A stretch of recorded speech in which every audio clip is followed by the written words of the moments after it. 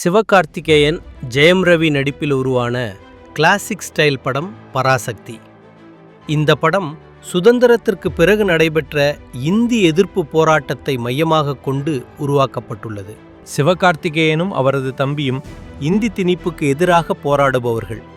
அந்த போராட்டத்தை தடுக்க வருபவர்தான் ஜெயம் ரவி.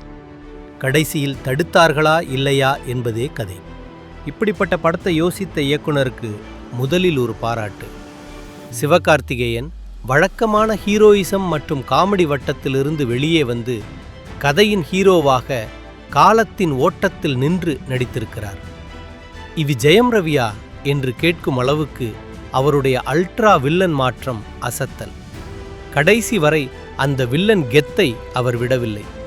அதர்வா சிவகார்த்திகேயனின் தம்பியாக வெளிப்படும் பாசக்காட்சிகளிலும் மாணவர் தலைவராக புரட்சி செய்யும் தருணங்களிலும் தன் வேலையை சரியாக செய்திருக்கிறார்.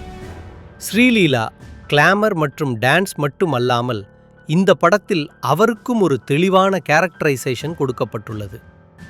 இந்த படத்தை ஒரு டாக்குமெண்ட்ரி கலந்த கமர்ஷியல் டிராமா என்று பார்த்தால் நிச்சயமாக இந்த படம் உங்களுக்கு பிடிக்கும். நாம் அடுத்ததாக என்ன நடக்கும் என்று முன்கூட்டியே யோசிக்க முடியாமல் இருந்திருந்தால் இந்த படம் வேற லெவலுக்கு சென்றிருக்கும்.